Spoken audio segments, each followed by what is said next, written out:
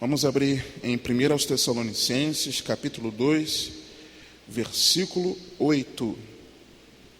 Diz assim a palavra de Deus: assim nós, sendo-vos tão afeiçoados, de boa vontade quiséramos comunicar-vos não somente o Evangelho de Deus, mas ainda as nossas próprias almas, porquanto nos éreis muito queridos. Só até aí, pode se assentar. Queridos irmãos, meus amados irmãos, nós estamos nesses ensinamentos aprendendo um pouco mais sobre como sermos verdadeiros discípulos de Cristo e, ao mesmo tempo, ensinarmos outras pessoas a também serem do Senhor. Aqui no capítulo 2, nós aprendemos como Paulo, ele ministrou aos novos convertidos. No primeiro capítulo, nós vemos essencialmente características de o porquê essa igreja ser uma igreja, a igreja em Tessalônica, ser uma igreja que tem muito a nos ensinar. A partir do capítulo 2, Paulo usa 4 figuras para nos mostrar como ele exerceu o seu ministério, nos mostrando qual deve ser o trabalhador ideal, o servo cristão ideal. A primeira figura, o dispenseiro fiel, nos versículos 1 a 6 do capítulo 2. Depois a figura da mãe gentil, versículos 7 e 8 principalmente. O pai interessado, dos versículos 9 a 16. E o irmão amoroso, dos versículos 17 a 20 do capítulo 2. Nós estamos essencialmente agora aprendendo sobre a figura da mãe gentil. Nós estamos na aula de número 10, na aula 7. Nós vimos que essa figura da mãe gentil, ela é expressa no serviço em amor, no cuidado, no trabalho, na dedicação, no carinho, no afeto, na entrega. Nós aprendemos isso. Nós vimos também que essa mãe gentil, ela é expressa no alimentar. Assim como uma mãe cuida de alimentar a sua família, Paulo, ele faz o exemplo aqui, inclusive ele usa esse termo em algumas traduções. O versículo 7, ele traduz, ao invés de ama que cria seus filhos, traduz como mãe, porque o verbo é exatamente o de alimentar os filhos. Nós vimos isso nas aulas 8 e 9, na aula da semana passada, a última, e na penúltima também, quando nós vimos sobre o Evangelho de Deus, e nós vimos sobre como viver o Evangelho de Deus com base naquilo que Jesus disse, que onde o Evangelho fosse pregado em todo o mundo, que ficasse conhecida aquela atitude de Maria, irmã de Lázaro e de Marta, que foi aquela que derramou um unguento precioso de nardo puro sobre o Senhor, se identificando com a obra dele na cruz. E essa figura da mãe gentil, ela também é expressa no relacionamento. E é isso que nós veremos aqui nessa aula. Versículo 8, Paulo ele ensina que, assim como nós, sendo-vos tão afeiçoados, de boa vontade quiséramos comunicar-vos não somente o Evangelho de Deus, ou seja, compartilhar o Evangelho. Por isso que nas 2 últimas aulas nós vimos sobre o Evangelho. Mas ainda as nossas próprias almas, em algumas traduções, nossas próprias vidas. Então nós aprendemos que o processo de você compartilhar Jesus para alguém, de você mostrar para uma pessoa quem é Jesus Cristo, pregar o Evangelho, não passa apenas pelas palavras, não são apenas os ensinamentos, mas passa por haver um compartilhar da nossa própria vida. É compartilhar a vida. Aliás, o tema da aula de hoje é esse: compartilhando a vida. Porque uma coisa, irmãos, é nós falarmos para alguém: arrependa-se dos seus pecados, creia em Jesus, viva para a glória de Deus. Outra coisa é no dia a dia a pessoa olhar para nós. Outra coisa é no dia a dia o nosso testemunho falar na frente das nossas palavras. Não que nós não tenhamos que pregar, proclamar o Evangelho, devemos fazer. Mas se nós só queremos pregar e nós não nos relacionamos com as pessoas, como é que as pessoas vão saber como é ser um cristão? Só pelo nosso discurso? Então Paulo compreendia isso, e é isso que ele está falando aqui. E interessante nós observarmos algumas coisas, amados. Quando Paulo ele diz, não somente o Evangelho de Deus, talvez um pouco diferente, esteja escrito na sua versão aí, ele não está afirmando que o Evangelho não é suficiente. Porque talvez, quando você lê o que está escrito aí, não compartilhando apenas o Evangelho, somente o Evangelho. Se não é somente o Evangelho não é suficiente? Não é isso que Paulo está falando. E eu tenho o desafio da parte de Deus de te mostrar isso na palavra, que Paulo não entendia isso, e não é isso que ele está falando. Por quê, irmãos? Paulo entendia a importância e a suficiência da pregação da palavra. Abra comigo, por favor, 2 Timóteo, capítulo 4. Nós veremos que não é isso que Timóteo está dizendo, que Paulo está dizendo. Em 2 Timóteo capítulo 4, a partir do versículo 1, ele está dizendo o seguinte: antes até, irmãos, a partir do versículo, no versículo 3, no capítulo 3, Paulo ele está dizendo o seguinte: Timóteo, saiba que nos últimos dias haverão homens e uma lista de características de pessoas na prática do pecado. E é importante você e eu entendermos, em alguma aula eu já comentei sobre isso, se eu não me engano, quando nós estávamos estudando sobre a importância de nós crescermos em amor. Mas relembrando isso aqui para os irmãos, Paulo, aliás, inclusive até aqui nessa série também eu comentei isso, mas relembrando, Paulo não estava dizendo aqui de pessoas de fora do contexto eclesiástico, não, porque Paulo anteriormente ele estava falando sobre dificuldades na vida pastoral que Timóteo estava enfrentaria. E quando ele diz aqui, versículo 1 de capítulo 3, sabe, porém isto, que nos últimos dias sobrevirão tempos trabalhosos, e vem a lista, ele está falando de pessoas na igreja. Ele está falando de pecado na igreja. Ele não está falando do pecado do ímpio. Ele está falando do pecado do cristão. Essa lista terrível aqui de 2 Timóteo 3, versículo 2 em diante, está falando daquele que se diz cristão.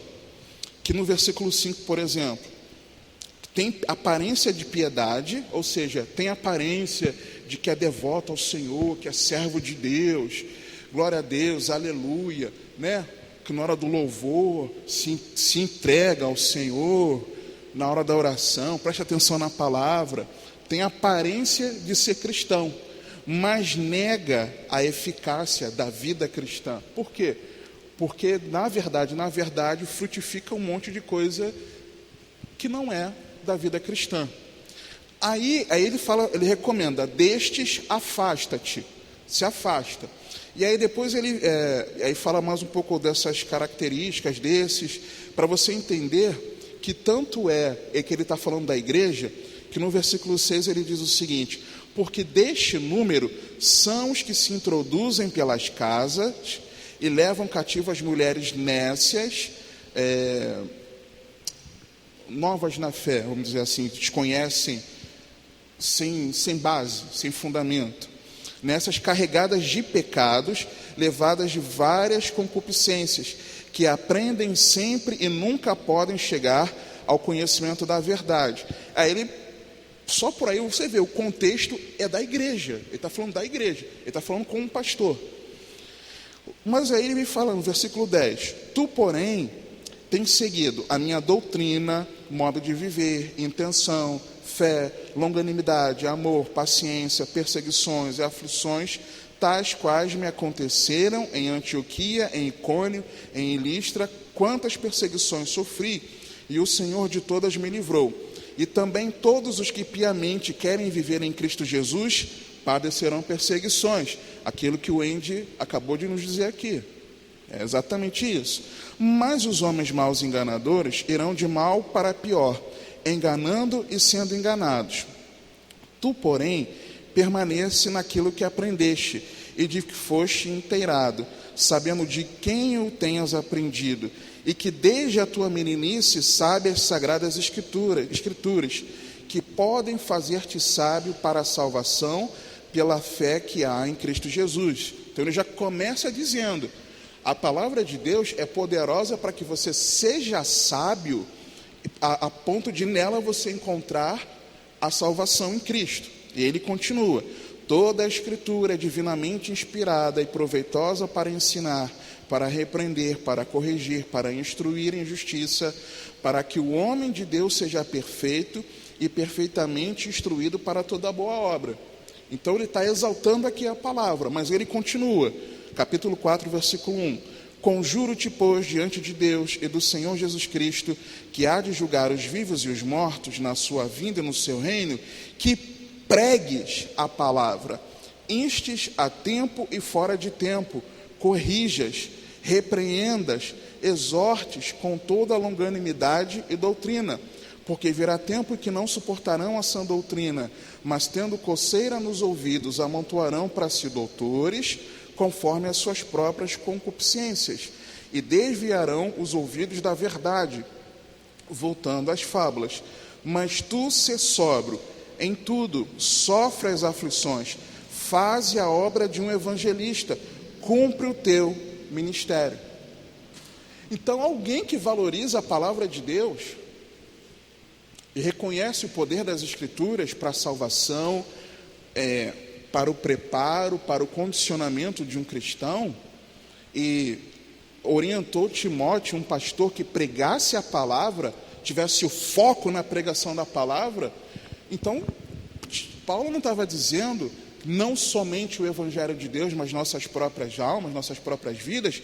Ele não estava dizendo que a pregação do Evangelho não é suficiente, irmãos. Nós vemos, por exemplo, isso, voltando para 1 aos Tessalonicenses. Olha o que Paulo ele diz aqui, capítulo 1, versículo 5. Ele reconhecia que o Evangelho, ele traz poder, é pregado no poder, no Espírito Santo e em convicção, em certeza. Capítulo 1, versículo 5. Porque o nosso Evangelho não foi a vós somente em palavras, mas também em poder e no Espírito Santo e em muita certeza, como bem sabeis quais fomos entre vós por amor de vós. Então ele não estava dizendo que o Evangelho não era suficiente, pelo contrário, ele pregou o Evangelho com poder no Espírito Santo e com certeza, com convicção. Então para ele o Evangelho é assim suficiente para que a pessoa tenha fé. No capítulo 2, versículo 2, nós vemos que ele fez isso com ousadia, irmãos. Mas mesmo depois de termos antes padecido e sido insultados em Filipos, como sabeis, tornamo-nos ousados em nosso Deus. Para quê, irmãos? Para vos falar o Evangelho de Deus com grande combate. Se ele estivesse dizendo no versículo 8 que o Evangelho não é suficiente, então ele não pregaria com ousadia o Evangelho. Mais um outro texto, mais um versículo para nos mostrar isso. Ele tinha um senso de responsabilidade, de missão em ser um pregador do Evangelho, versículo 4. Mas, o versículo 3, né? Porque a nossa exortação não foi com engano, nem com imundícia, nem com fraudulência, mas como fomos aprovados de Deus, para que o Evangelho nos fosse confiado, missão, né? A responsabilidade. Assim falamos, não como para agradar aos homens, mas a Deus que prova os nossos corações. Você está entendendo? Alguém que tem também um senso de responsabilidade, de missão, de ser um pregador do Evangelho, é alguém que sabe que o Evangelho é suficiente, irmãos. Eu preciso deixar claro, você precisa enxergar isso na palavra de Deus, que Paulo não estava dizendo no versículo 8 que o evangelho não é suficiente. Mais ainda, versículo 8, que nós lemos inicialmente, nós veremos que foi algo de boa vontade, voluntário e doador. Se ele soubesse que o evangelho não é suficiente, ele pregaria de boa vontade, voluntariamente. Versículo 8: assim nós, sendo-vos tão afeiçoados, de boa vontade, quiséramos comunicar-vos não somente o evangelho de Deus, mas ainda as nossas próprias almas, porquanto nos eres queridos. Mais o versículo 13, nós vemos que ele sabia que a palavra de Deus é poderosa, a pregação é poderosa. Por isso, também damos sem cessar graças a Deus, pois havendo recebido de nós a palavra da pregação de Deus, a recebestes não como palavras de homens, mas segundo na verdade, como palavra de Deus, a qual também opera em vós o que creste. Então ele sabia que não era a palavra dele, ele sabia que era o poder de Deus. Nós vamos ver inclusive esse versículo 13, se o Senhor permitir, uma lição à parte sobre o poder da palavra de Deus na vida de uma pessoa. Romanos, se nós ainda não estamos convencidos de que Paulo cria no poder do evangelho, Romanos capítulo 1,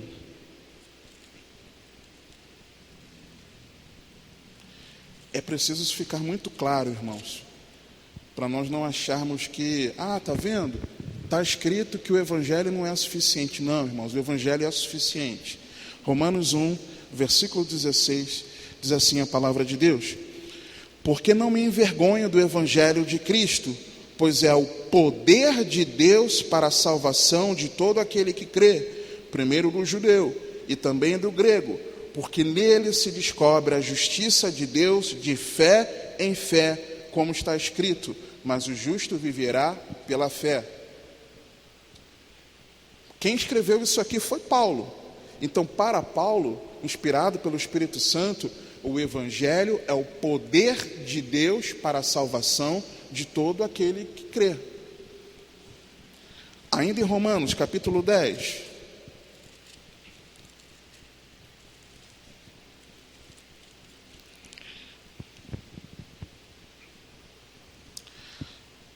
versículo 8, Romanos 10, 8. Mas que diz: a palavra está junto de ti, na tua boca e no teu coração. Esta é a palavra da fé que pregamos. Ou seja, a palavra que gera fé. A saber, se com a tua boca confessares ao Senhor Jesus, e em teu coração creres que Deus o ressuscitou dentre os mortos, serás salvo. Visto que com o coração se crê para a justiça, e com a boca se faz confissão para a salvação. Só uma pausa aqui que é importante, irmãos. Não confundamos que todo aquele que diz que crê em Jesus, confessa com seus lábios, e diz que crê no coração, que de fato, por isso a pessoa é uma pessoa salva. Eu fazia isso. Vocês já conhecem, não vou repetir, mas vocês conhecem, já falei várias vezes, que eu declarava que eu era de Cristo, que eu cria no meu coração que eu era de Cristo, mas na verdade eu era perdido. O contexto de Paulo escrever isso aqui era uma igreja perseguida, cujo ato de confessar Jesus, declarar com os lábios. Aliás, eu me lembrei, o pastor Alan tem um artigo abençoado no blog dele, falando a respeito disso, do perigo do confessionalismo. É de nós acharmos que a pessoa, depois de uma pregação, confessou a Jesus, levantou a mão, veio à frente, recebeu a oração, ela recebeu a Cristo. Aliás, eu me lembro, inclusive, primeiro dia que eu fui para o evangelismo estratégico, em 2018, o evangelista Júlio me colocou do lado dele. Já nos conhecemos há muitos anos, mas ele me colocou ao lado dele, porque eu estava iniciando no ministério, para ele saber, ver como é que eles se comportavam, como é que eram as abordagens, naquela época ainda de casa em casa. E eu lembro que eu tive a oportunidade de falar com um jovem, pregando ali o evangelho, e tudo aquilo que eu falava, o jovem só concordava, lembra disso? O jovem concordava. Então você crê que você é um pecador, precisa se arrepender dos seus pecados e entregar a sua vida a Cristo? Então confessa a Jesus agora comigo, aquilo que você já viu, talvez você já tenha feito, participado de algum culto e feito isso. Eu ali, orei com aquele jovem, repete comigo: Senhor Jesus, eu abro meu coração, eu me arrependo dos meus pecados, escreve meu nome no livro da vida. Anotamos o contato desse jovem.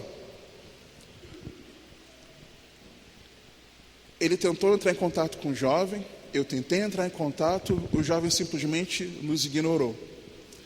E aí num dia, nós estávamos lá em casa, eles iam passar a gente chamou a família deles para passar uma tarde lá com a gente, nós orarmos, falarmos um pouco das coisas de Deus. Aí, irmãos, eu falei para ele aquilo que eu falo para os irmãos, falo para os pastores principalmente, falo para vocês também. Meu amado, se tiver alguma coisa, alguma atitude minha que está errada, você sabe, né? Tanto tempo com a mente desvirtuada, sem de fato ter uma mente bíblica, cristã, me exorta, me orienta. Irmãos, ele se ajeitou no sofá. Ele: pastor, eu não ia falar não, mas já que você me deu a abertura, deixa eu te falar, quando você for à rua,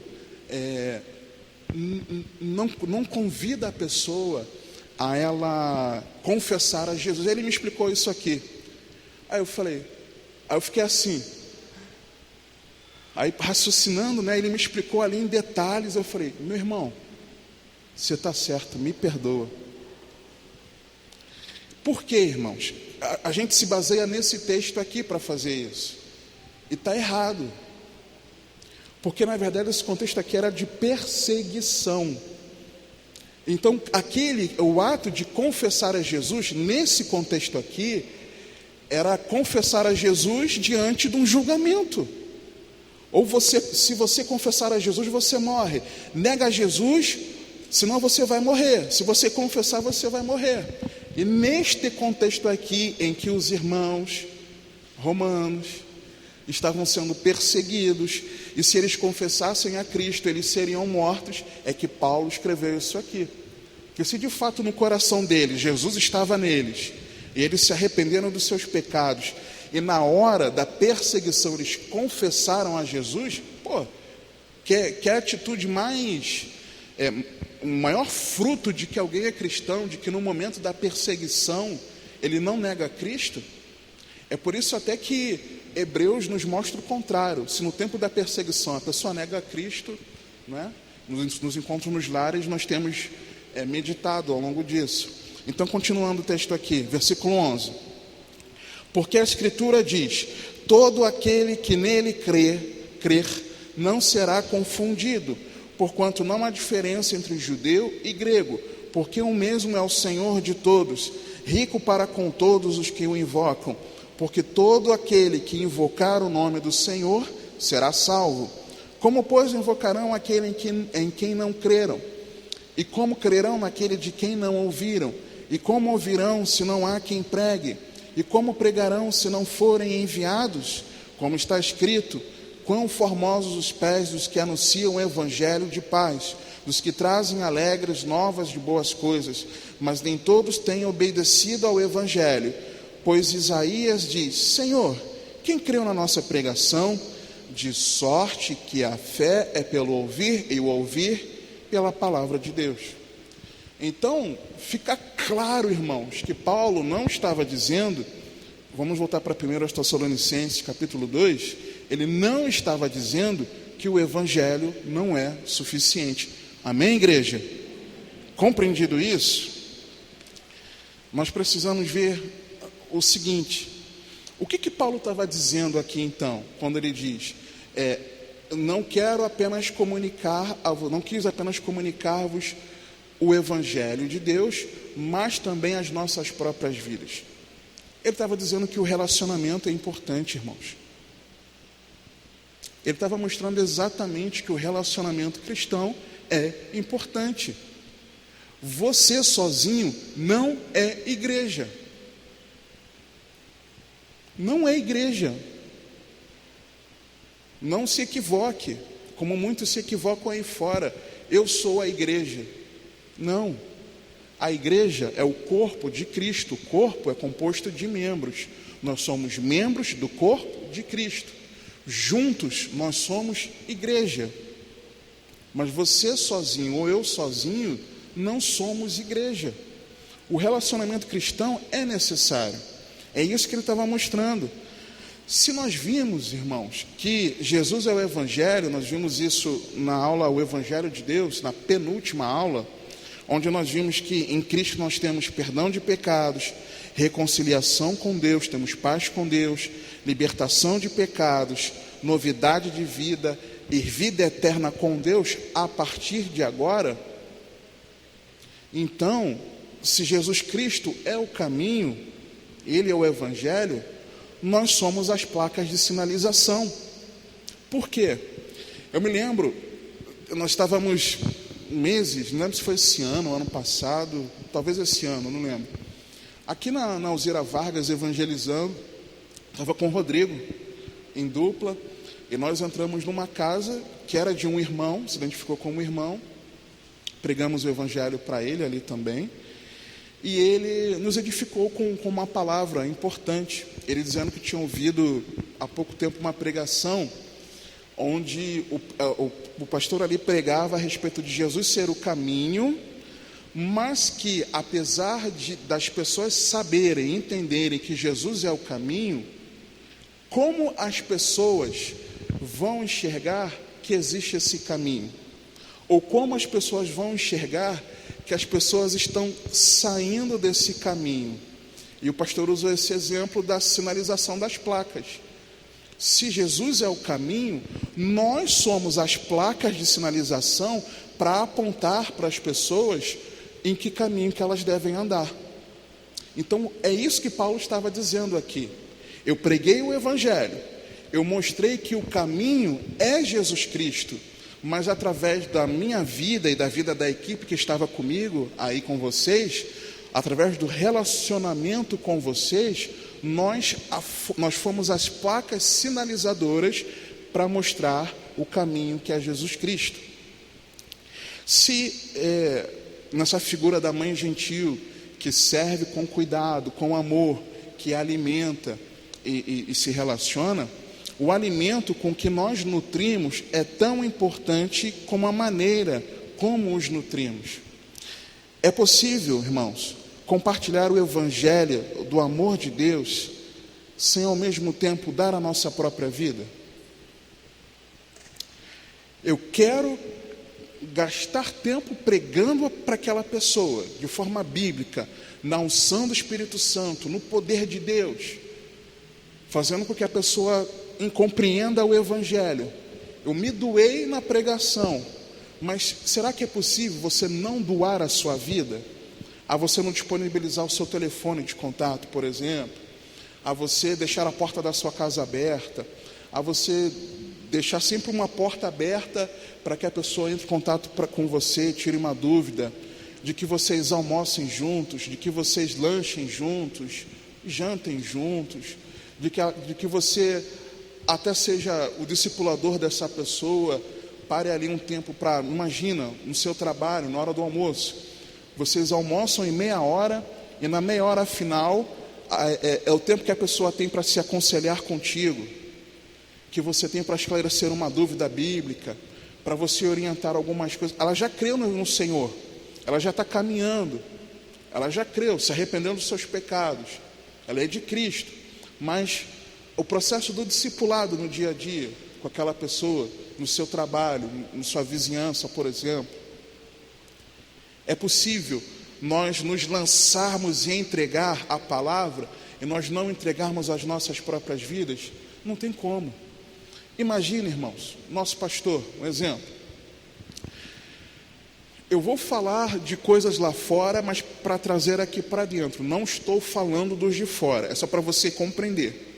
Você já viu ou já ouviu falar de muitas vezes pastores que só se reúnem com os irmãos no culto na hora da pregação e, por exemplo, no altar tem uma portinha de um lado ou do outro e o pastor entra por ali e às vezes prega e às vezes ele nem dá a bênção apostólica, algum obreiro, alguém ali dá a bênção apostólica e ele sai pela mesma portinha e os irmãos não têm acesso ao pastor, não tem como dar um abraço, pedir oração, conversar. Vocês já ouviram falar isso? Tem como, irmãos? O nosso pastor ter a autoridade da pregação da palavra sobre as nossas vidas, sobre essa congregação, se ele simplesmente pregasse a palavra de Deus e ele não doasse da própria vida dele para nós? Se eu perguntasse aqui, quem aqui já recebeu uma visita pastoral? Quem aqui no momento de dificuldade teve o apoio dele? Seja em qualquer aspecto, a maioria de nós vai dizer que sim. Não tem como nós doarmos só a palavra e nós não doarmos a nossa própria vida. Você precisa se entregar. Eu preciso me entregar. 1 João, abra por favor. 1 João capítulo 3, versículo 16.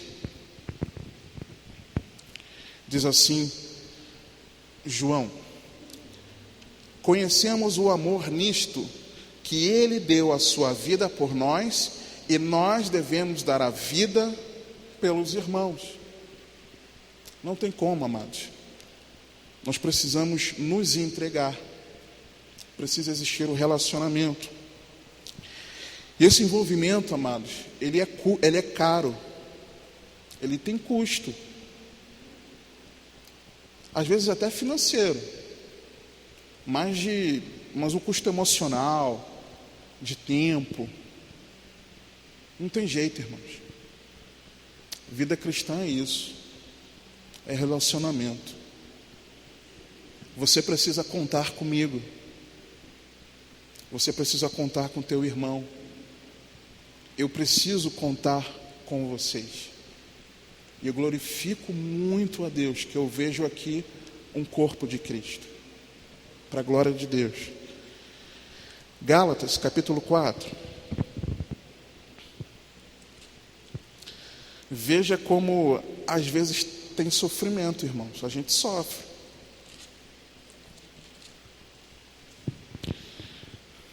Gálatas capítulo 4, versículo 19. Paulo aqui ele estava dizendo, irmãos, saiam dessa. Ainda que alguns falsos mestres tenham tido um falso zelo com vocês, versículo 17 até diz isso, né?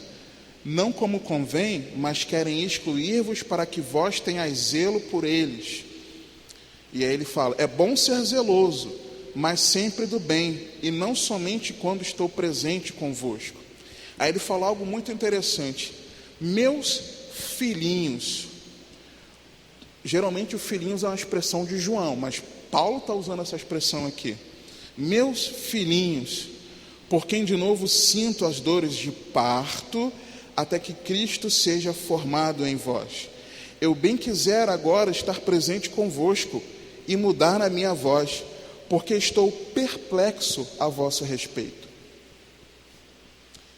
Paulo aqui ele não estava passando a mão, não. Paulo estava exortando a igreja. Que ele estava dizendo o seguinte, irmãos, meus filhinhos, ou seja, quem eu gerei na fé, eu estou sofrendo de novo as dores que eu tive para gerar vocês em fé, vocês estão me fazendo sofrer de novo. Eu vou ter que ir aí, estar com vocês e mudar a minha voz. Não é possível. É que ele está dizendo aqui. Não é possível. Como assim? Como assim vocês estão se desviando da fé? Como assim vocês estão abandonando o Evangelho? Como assim vocês estão introduzindo mistura naquilo que deveria ser a pureza e simplicidade em Cristo? Como assim? Quem aqui já foi exortado por mim? Quem aqui eu já dei bronca? Se lembra disso? Ninguém lembra. Vocês olham para mim, por exemplo, e, poxa, o irmão é manso. Mas, irmãos, tem cajado, irmãos. Tem cajado. É que Paulo estava dizendo aqui: eu sou manso com vocês, eu sou brando, vocês são meus filhinhos, mas eu vou estar aí com vocês para mostrar que aqui comigo tem cajado. É o que Paulo estava dizendo. Não é possível. Era isso que ele dizia. E há sofrimento, irmãos, tem dor, não é fácil. 2 Coríntios, capítulo 12. Eu olhei para alguns irmãos aqui, eu me lembrei, é que você não quis levantar a mão, mas eu me lembrei de algumas situações aqui, irmãos. É que vocês não quiseram, talvez, me expor. Ou se exporem, né? Talvez. Lembrei de algumas situações aqui. 2 Coríntios 12, versículo 14. Eis aqui, estou pronto para pela terceira vez ir ter convosco, e não vos serei pesado, pois que não busco o que é vosso, mas sim a vós. Porque não devem os filhos entesourar para os pais, mas os pais para os filhos. Ele mais uma vez dizendo que a igreja eram filhos. Aqui não a igreja na Galácia, mas em Corinto. Versículo 15. Eu de muito boa vontade gastarei e me deixarei gastar pelas vossas almas, ainda que amando-vos cada vez mais, seja menos amado. Você precisa se entregar. Eu preciso me entregar. Se deixa gastar. Ah, mas aquela pessoa não reconheceu que eu passei noite com ele orando. Amém, irmão, você faz por amor. Ah, mas aquela pessoa não reconheceu que quando eu estava passando uma dificuldade, eu recebi lá em casa. É por amor, irmãos. Ah, mas aquela pessoa não reconheceu que eu até ajudei financeiramente, talvez. É por amor, irmãos. Ah, mas aquela pessoa não reconhece que não sei o que, não sei o que. Irmãos, é por amor. É por amor. Não espera nada em troca. É por amor. Relacionamento. É por amor, queridos. Só que aí, exatamente esse é o ponto. É por amor. 1 aos Tessalonicenses, capítulo 2, versículo 8 novamente. Ele diz assim, a partir do versículo 7. Antes, fomos brandos entre vós, como a ama que cria seus filhos. Assim nós, sendo-vos tão afeiçoados, de boa vontade, quiséramos comunicar-vos não somente o Evangelho de Deus, mas ainda as nossas próprias almas, porquanto nos eres muito queridos. Você compreende? Esse aqui é o ponto. É por amor, irmãos. É por amar. Não façamos por obrigação, mas porque nós amamos. Porque nós queremos ver o bem do outro. Porque nós queremos que de fato aquela pessoa esteja bem cuidada. Porque nós queremos de fato que o caráter cristão esteja impregnado naquela vida. Que de fato aquela pessoa seja uma verdadeira discípula de Cristo. Que aquele irmão seja um verdadeiro discípulo de Cristo. É por amor, ainda que não tenha nada em troca. Pais, quando vocês e eu fazemos pelos filhos, nós esperamos receber algo em troca dos nossos filhos? Não, amados. É por amor. E esse é o ponto.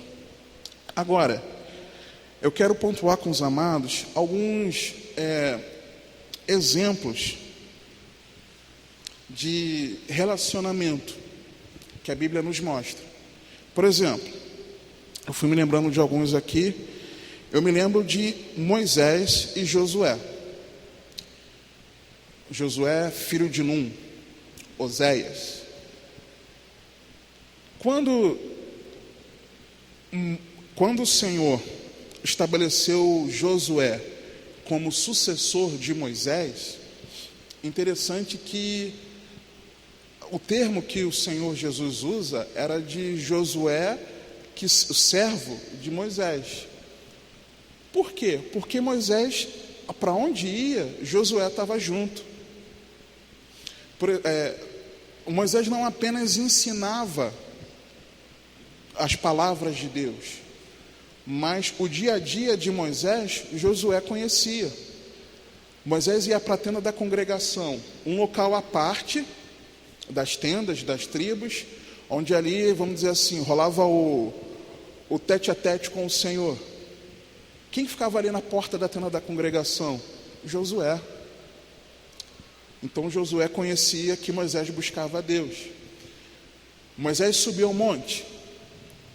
Quem subia com Moisés? Ainda que não necessariamente ficasse no mesmo local até onde Moisés ia, mas até um ponto do monte, quem ia? Josué. Então, onde Moisés ia, Josué estava. Havia um relacionamento entre eles.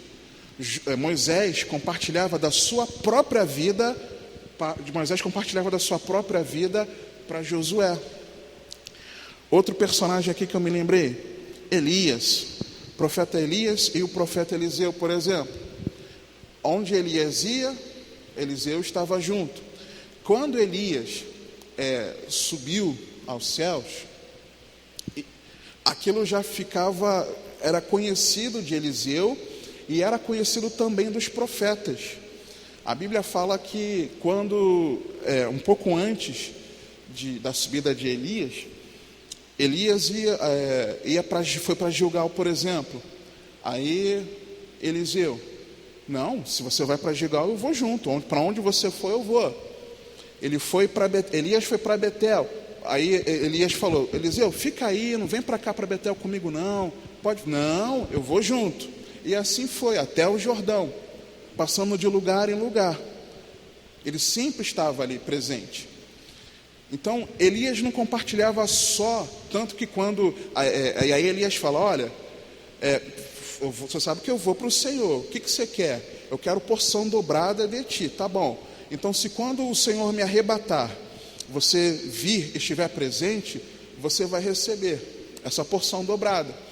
Tanto que é quando Elias sobe, né, no redemoinho de fogo, e ali também estava presente, né, a carruagem de fogo. Ele não subiu na carruagem, ele subiu no redemoinho de fogo, mas também tinha ali a carruagem de fogo. Quando Elias sobe, a capa cai, Eliseu pega a capa. E com a capa ele fere o rio, por exemplo, para testificar que aquela porção do Espírito de Deus estava sobre ele em porção dobrada. Então Elias compartilhou da sua vida com Eliseu. Outros personagens, Noemi e Ruth. Noemi sogra, Ruth nora, Orfa e Ruth ficaram só elas com Noemi, porque morreu o pai de família, morreram os filhos, maridos de Ruth e de Orfa. Ruth e Orfa, no primeiro momento, queriam ficar com Noemi, e Noemi, não, vão lá, minha filha, vocês são novas. Orfa dá um beijinho e vai embora.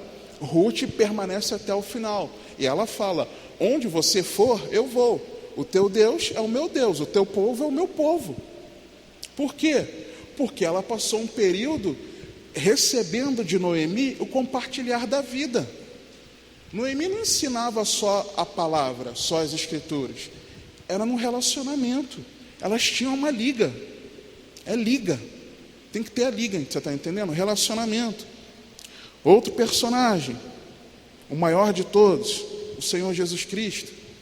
Jesus e os seus discípulos, irmãos. Jesus só ensinava, só pregava e ensinava com palavras? Não. Onde Jesus estava, os discípulos estavam. E em determinados lugares, 3 é que estavam mais perto.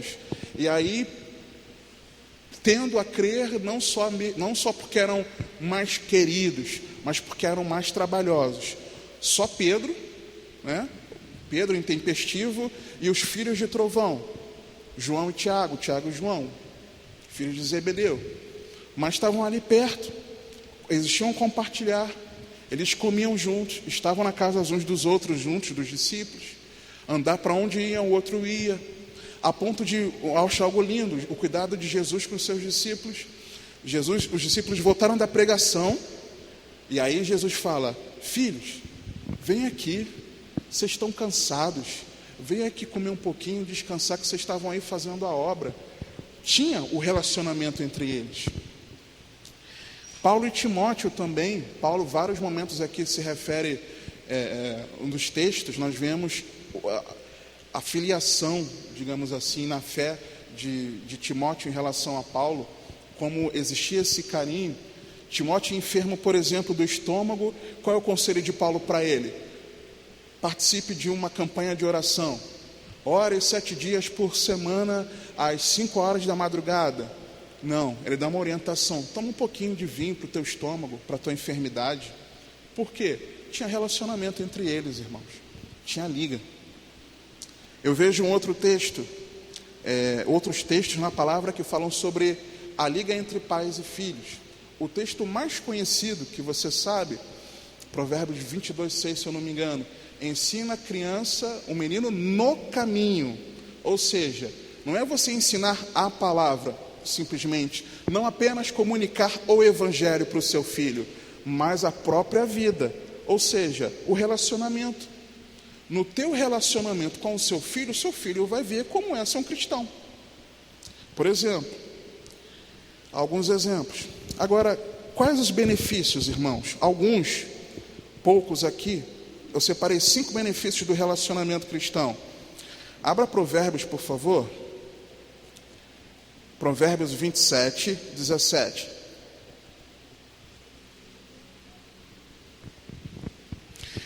E eu separei aqui 5 benefícios, e você vai ver uma ordem aqui, uma trajetória, de que você vai ver de como é importante o relacionamento, mas gera dificuldades, mas como também é importante, e você gera confronto, mas também gera conselho, gera companheirismo. Provérbios 27, versículo 17, diz assim a palavra de Deus: como o ferro com ferro se aguça ou se afia, assim o homem afia o rosto do seu amigo. Como o ferro com ferro se aguça ou se afia, assim o homem afia o rosto do seu amigo. E é do amigo. Amigo é aquele que tem amor, né? É aquele que gosta. Amigo. Então, como você tem ferro com ferro, você está ali afiando, amolando. Você está ali amolando. Existe o quê? Atrito. Como é que você vai afiar ferro com ferro? Atrito, irmãos. Não tem jeito. Você vai se chatear comigo, eu vou me chatear com você, nós vamos entrar em atrito, mas depois desse atrito, o que vai acontecer? Nós seremos mais afiados à imagem e semelhança de Jesus Cristo. Você entende? Eu quero quando acabar o culto não falar com ninguém, porque eu sei que eu vou ter atrito. Irmãos, vida cristã tem atrito, irmãos. Não tem jeito. Não tem jeito. A gente precisa compreender. Segundo, correção. Além desse aperfeiçoamento no atrito, existe o tempo que é a correção. Às vezes não vai existir o atrito. O que é o atrito? Um vai chegar para o outro e vai falar alguma coisa que não vão concordar. Aí o outro vai retrucar. Aí o outro pode ser que retruque. E vão ficar se afiando até que vão chegar no consenso. É o aperfeiçoamento do atrito. O combate ali. O embate, melhor dizer, combate não, o embate. Mas tem também a correção. O que é a correção? Vai ter hora que alguém vai te falar uma palavra que vai ser intragado, irmãos. Mas é correção. Ou você vai fazer assim e para o outro vai receber aquilo de forma não muito boa, mas depois vai gerar fruto. Versículo 5, do mesmo capítulo 27 de Provérbios.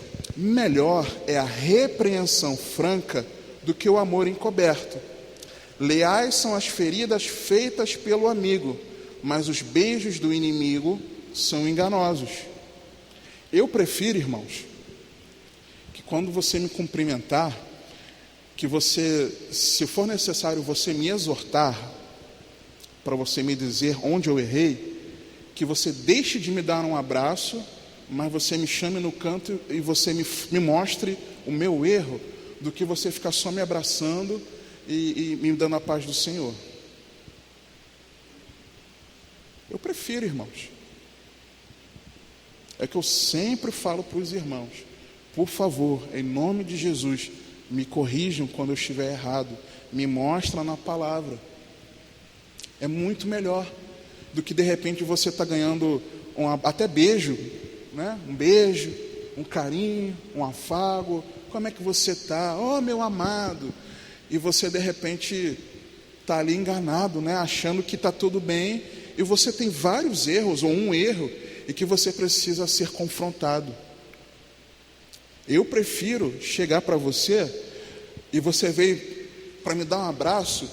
Se eu fizer assim, né? Ou eu vou te pedir para fazer alguma coisa, ou ter alguma coisa para te falar, irmãos. Não é para te dar um abraço. Se você me ver algum dia fazendo assim para você, irmão ou irmã, por favor, ou é porque eu vou te pedir alguma coisa que a gente precisa fazer aqui na obra de Deus. Se não for, irmãos, vai ter correção. Só que é melhor você, quando necessário, receber a minha correção, porque eu amo vocês, do que eu sempre ficar abraçando e dando beijo em vocês, irmãos. Você está entendendo? É isso que o texto está dizendo aqui. Então, nós temos o aperfeiçoamento no atrito, no embate, nós temos a correção, mas nós temos também o conselho. Versículo 9: o óleo e o perfume alegram o coração, assim o faz a doçura do amigo pelo conselho cordial. Às vezes, não vai ter o atrito, não vai ter um embate, não vai ter ferro e ferro se afiando. Às vezes não vai ter correção, você não vai ser exortado em nada, ou você não vai exortar em nada. Às vezes está precisando do conselho. É aquela hora que a pessoa chega, também pode ser um conselho, tá, irmãos? Por favor, pode ser um conselho também. Você chama, por favor, irmão, minha irmã, olha, essa situação assim, o que você acha se você seguir por esse caminho? Porque a Bíblia diz isso, isso, isso e isso. O que você pensa? Então, um conselho bom também é agradável.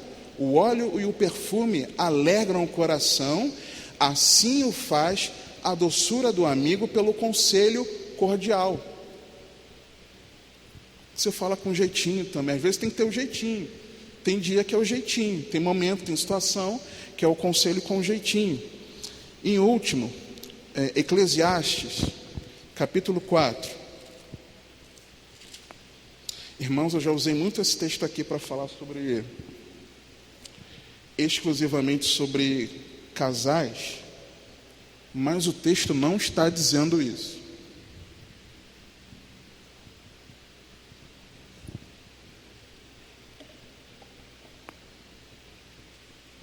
Ainda que marido e mulher precisam ser companheiros, amigos, o texto aqui não está falando de casamento, está falando de relacionamento, de companheirismo, de amizade. Primeiro, nós vamos ler a partir do versículo 9, mas primeiro, nos versículos anteriores, Salomão escreve sobre a solidão. Aí a partir do 9 ele diz o seguinte: melhor é serem dois do que um, porque tem melhor paga do seu trabalho. Aquilo que nós fazemos juntos com o outro gera um resultado melhor. É questão da sinergia. Porque se um cair, 1 mais 1 é igual a 2. Talvez você pense assim, melhor, 2, vou usar o 3 e 3, para ficar mais fácil a conta. 3 mais 3 é igual a 6 na matemática. Só que na sinergia do companheirismo, ao invés de ser 3 mais 3, é 3 vezes 3. A força, ao invés de ser somada, ela multiplica. Então, ao invés de serem 6, 3 vezes 3, 9. Fiz a conta certa, né, irmãos? Por favor, fez certo, né? Sim. Gente, balança a cabeça que eu fiz certo também. Ufa. Caramba, fiquei até preocupado agora. Misericórdia. Ninguém confirmou. Deus deu um gelo agora. Então, a sinergia, ela é diferente. Entendeu? Então, é isso aqui. É isso que significa esse texto. Aí no versículo 10. Porque se um cair, o outro levanta o seu companheiro. Mas ai do que estiver só, pois caindo não haverá outro que o levante. É ajuda. Todos nós passamos dificuldades, amados. Nós precisamos uns dos outros, nós precisamos da ajuda. Eu preciso da ajuda de vocês. E vai ter momento que eu vou pedir ajuda, como eu já pedi a alguns irmãos ajuda. Nós precisamos uns dos outros. Então, se o irmão está mal, o outro está ali perto, está no radar, para quê? Para levantar. Se você hoje, amado, está vendo alguém que está caído, está prostrado, está passando alguma questão, seja na congregação, seja fora da congregação, levanta a tua mão, estenda a tua mão para a pessoa, levante. Você é a ferramenta de Deus para levantar aquele que está caído, amém? Que eu seja esse, que quando alguém está em dificuldade, eu possa estender a mão para ajudar e levantar. Assim, nós precisamos. Mas se nós estivermos distantes, a pessoa está caindo, tem como levantar a mão? Me lembrei agora de Pedro e Jesus. Aquela tempestade, Jesus surfando no mar da Galileia, com os próprios pés, andando sobre as águas. E aí Pedro chega e fala: Senhor, se és tu mesmo, manda-me ir andar contigo sobre as águas. Vem. Pedro foi. Quando ele se deparou com o vento, ele começou a submergir e recorreu ao Senhor. Senhor, ajuda-me. O que Jesus fez? Estendeu a mão. Onde é que Jesus estava no momento de dificuldade de Pedro? Do lado de Pedro, irmãos. Entendeu? Então, Jesus está sempre conosco. Me lembrei de uma canção, Jesus me ergue, estende a sua mão. Não tem uma canção assim? Me lembrei dessa canção agora. E aí, é importante isso, que nós sejamos esses que levantam o companheiro quando ele está em dificuldade. Continuando o texto aqui. Também se dois dormirem juntos, eles se aquentarão, mas um só, como se aquentará? E aí, não, está falando de casamento.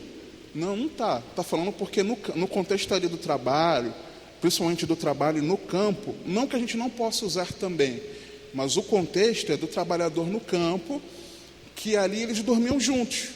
Não dormia cada um no seu quarto, até porque não tinha quarto ali. Eles dormiam juntos. E no tempo de frio, as pessoas juntas, um aquecia o outro. É isso que o texto está falando aqui. É quando, no momento da frieza, o outro próximo traz calor. Então, no momento que nós temos visto o irmão se esfriando na fé, nós precisamos estar juntos para aquecer, irmãos. Se você estiver vendo alguém frio na fé e a pessoa não quer te ouvir, não quer que você visite, eu vou te dar um conselho: seja chato, seja chata, liga, manda mensagem, diz que ama, manda um versículo. Mas manda versículo, não fica mandando imagenzinha de bom dia para a pessoa, não. Manda texto bíblico, o que confronta é a palavra. Não é imagem bonita, mas manda a Bíblia, né? E usa a Bíblia nos teus lábios. Mas sabe, persiste, insiste, esteja junto, para que você possa aquecer, para que nós possamos nos aquecer. E o versículo 12: e se alguém prevalecer contra um, os dois lhe resistirão, e o cordão de 3 dobras não se quebra tão depressa. Proteção. Juntos, nós temos uma resistência. Juntos. Sozinhos, a nossa resistência ela é muito menor. Você compreende? Então, se nós estivermos juntos, unidos, nós resistiremos mais ainda para a glória de Deus. Amém, queridos? Vamos orar? Louvado seja Deus. Então, 1 aos Tessalonicenses, capítulo 2, versículo 8. Assim nós, sendo-vos tão afeiçoados, de boa vontade, quiséramos comunicar-vos não somente o Evangelho de Deus, mas ainda as nossas próprias almas, porquanto nos éres muito queridos. O Evangelho é suficiente, mas o relacionamento cristão é fundamental, amados. Amém? Pai, nós queremos exaltar, glorificar ao Teu nome, bendizer-Te porque Tu és digno de honra, glória, louvor e exaltação. Senhor, nos ajuda a prosseguir em frente, ajuda-nos, Senhor, a perseverar em Ti, a perseverar vivendo o Evangelho, a entender que o Evangelho é o poder de Deus para a salvação, é o Teu poder, Senhor, para a salvação de todo aquele que crê. E nós cremos, Senhor. Ajuda-nos a entender que não basta o confessar com os lábios, mas nós precisamos de fato nos rendermos a Cristo Jesus, o nosso Senhor. Que nós preguemos, Senhor, convictos que a Tua palavra é poder, que nós preguemos o Evangelho em ousadia, que nós preguemos, ó Pai, com um senso de responsabilidade, com um senso de missão. Ajuda-nos, Senhor, a pregar o Evangelho e entender que Ele por si só é suficiente, a nós pregarmos em tempo, fora de tempo, a nós persistirmos em anunciar a Tua poderosa palavra. Mas, Pai, não apenas entregarmos o alimento, mas a forma como nós entregamos esse alimento, o compartilhar de vida, Pai, é fundamental. Ajuda-nos a não fecharmos, Pai, a nossa vida em nós mesmos. Ajuda-nos a olhar para o outro, a olhar para o próximo, a olhar para o irmão e dar o apoio, dar o suporte, por amor, Pai. Que nós possamos entender que existe o sofrimento, pode existir sim o gasto, a doação emocional, física. Mas, Pai, que nós nos alegremos nisso, que nós façamos como Paulo escreveu, porque nos éres muito queridos. Gera em nós, Pai, o amor verdadeiro, o amor sincero, Pai, por cada um dos nossos irmãos. Pai, que nós entendamos que existe o aperfeiçoamento no relacionamento. Ajuda-nos a entender que existem os embates, os confrontos, e que nesses embates, ó Pai, um vai afiar o outro. Ajuda-nos a entender que às vezes é necessária a correção, e é melhor a correção, Pai, do amigo do que o beijo daquele que na verdade não quer o nosso bem. Ajuda-nos a saber discernir quando é o momento do conselho cordial, da palavra doce, da palavra branda, Pai, de um conselho íntimo, de um apelo íntimo, e não uma correção. E que nós possamos, Paizinho, compreender também que no cotidiano da vida cristã, do relacionamento, existe o companheirismo, a cooperação, Pai. Que essas verdades fiquem seladas no nosso interior, e tudo isso, Pai, seja para a Tua glória. Em nome de Jesus que nós oramos. Amém, Senhor.